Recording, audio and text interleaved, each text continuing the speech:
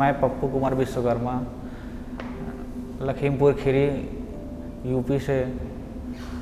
मुझे 2018 में पता चला कि मैं किडनी पेशेंट हूँ। उसके बाद मैंने अपना ट्रीटमेंट चालू कराया और दवाई चलती रही, कोई फ़ायदा वहाँ से मतलब वो धीरे धीरे बीमारी बढ़ती गई। उसके बाद डायलिसिस चालू हुआ। तो जून 2019 में डायलिसिस यहाँ नारायणा हॉस्पिटल में चालू की। वहाँ से उस समय से मेरी डायलिसिस हो रही है। डायलिसिस में कोई दिक्कत नहीं आई, डायलिसिस होता रहा, 1 साल डायलिसिस हो गया। फिर जून 2020 में मेरे सर में दर्द हुआ थोड़ा बहुत डायलिसिस के दौरान। दर्द कुछ पहली बार धीरे से दर्द हुआ, कोई दिक्कत नहीं, डायलिसिस हो गया। उसके बाद दर्द चालू हुआ, काफ़ी दर्द होने लगा, पूरा सिर में दर्द होने लगा, पलटी भी होने लगी, बुखार भी आ जाता था, बर्दाश्त नहीं होता था, यानी बहुत ज़्यादा दर्द होने लगा। तो डॉक्टर सुदीप सर को हमने बताया, उन्होंने डॉक्टर अनुराग सक्सेना से हमें मिलवाया। फिर सर ने सीटी स्कैन करवाई। सीटी स्कैन में ब्लड का थक्का ब्लीडिंग हो गई थी और उसकी वजह से बहुत दर्द होता था। इधर दिमाग को दबा रहा था तो इधर से बहुत ज़्यादा दर्द हो रहा था। तो सर ने बताया कि ऐसा है कि इसको निकलवा दो, इसको निकलवाओगे तभी सही रहेगा, नहीं निकलवाओगे तो हमेशा दर्द होगा, डायलिसिस भी नहीं हो पाएगा। पप्पू जब हमारे पास में आए थे तब जब रेफ़र किया गया था उनको, तो उनको ब्रेन के ऊपर एक ब्लड का क्लॉट था।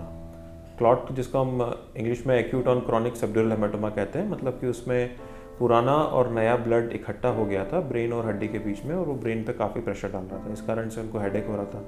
अगर इसको ऐसे ही छोड़ दिया जाता है तो वो बढ़ता जाता है और फिर ब्रेन पे प्रेशर होने के कारण पेशेंट्स को दौरे आना, एक तरफ वीकनेस होना और सीवियर केसेस में जान का खतरा भी हो सकता है।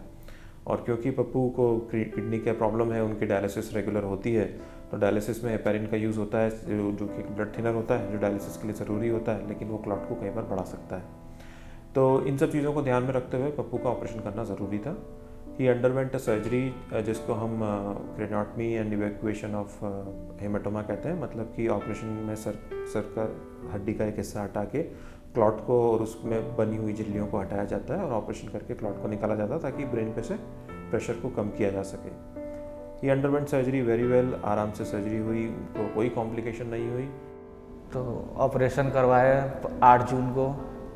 उसके बाद हफ्ता दिन एडमिट थे, जिसमें नर्स भी बहुत अच्छे से देखभाल करती थी और सर भी 1-2 बार डेली आते थे।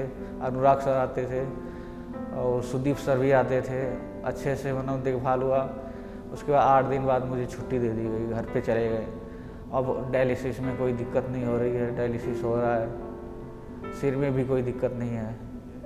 तो overall message during this time, जब इतना पेंडेमिक फैला हुआ है, कोविड के समय में सारी सावधानियां बरती गई, उनके एडमिशन से लेकर उनके डिस्चार्ज तक पूर्ण सावधानी रखी गई और पेशेंट ने एक्सीलेंट रिजल्ट दिखाया है। अब वो रेगुलर अपने डायलिसिस पे आ रहे हैं और उनकी समस्या पूरी तरह सॉल्व हो चुकी है। जिस समय मेरे सिर में यानी दर्द हो रहा था, उस समय ही कोविड का केस चालू हो गया, कोविड के पेशेंट आने लगे और बहुत ज़्यादा डर लग रहा था, लेकिन रिस्क ही था उस समय आना, हॉस्पिटल आने में भी डर लग रहा था। लेकिन हॉस्पिटल में आने के बाद गेट पे सैनिटाइज और जो भी वहाँ के स्टाफ थे पीपी किट में अच्छे से थे, अच्छे से देखभाल करते थे। कोविड पेशेंट को इमरजेंसी से ले जाया जाता था, अलग रखा जाता था उनको, और नॉर्मल पेशेंट को उनको अच्छे से सैनिटाइज करा के साफ़ सफाई से ध्यान रखा जाता था। डॉक्टर से लेकर नर्स तक सभी लोग ध्यान रखते थे, लेकिन उसके दौरान भी कोई दिक्कत नहीं आई और सावधानी से हैं। और हॉस्पिटल के जो भी स्टाफ हैं वो भी अच्छे से ध्यान रख रहे हैं जी, कोविड ना हो जाए। और मेरे कोविड भी बुखार ऑपरेशन के दौरान 2 बार बुखार 3 बार बुखार आया, तो 2 बार हमारा भी कोविड जांच हुआ, लेकिन सब कुछ अच्छा रहा। है।